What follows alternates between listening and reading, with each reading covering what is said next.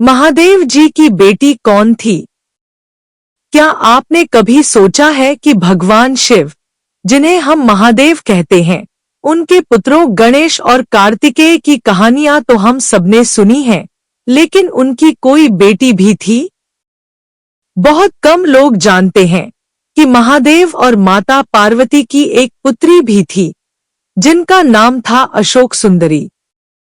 यह नाम दो शब्दों से मिलकर बना है, अशोक यानी शोक से मुक्त करने वाली और सुंदरी यानी अत्यंत सुंदर।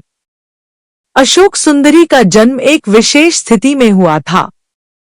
एक बार माता पार्वती कैलाश पर अकेली थी और वे उदास हो गई थी। उन्होंने अपने अकेलेपन को दूर करने के लिए कल्पवृक्ष से एक कन्या की इच्छा की। उसी क्षण एक दिव्य बालिका प्रकट हुई, यही थी अशोक सुंदरी।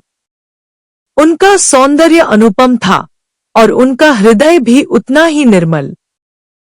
पौराणिक मान्यताओं के अनुसार अशोक सुंदरी का विवाह राजा नहुष से होना तय था। नहुष वही हैं जिन्हें बाद में देवताओं ने इंद्र के पद पर आसीन किया था। हालांकि अशोक सुंदरी का जीवन भी परीक्षाओं से भरा था। एक राक्षस ने उनका अपहरण करने की कोशिश की, लेकिन उन्होंने उसका डटकर विरोध किया और उसकी हार निश्चित की।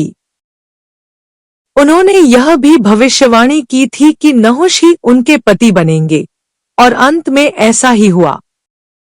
अशोक सुंदरी की कथा हमें यह सिखाती है कि एक नारी केवल सौंदर्य की मूर्ति नहीं होती, बल्कि वह शक्ति, साहस और बुद्धिमत्ता की प्रतीक भी होती है। भले ही उन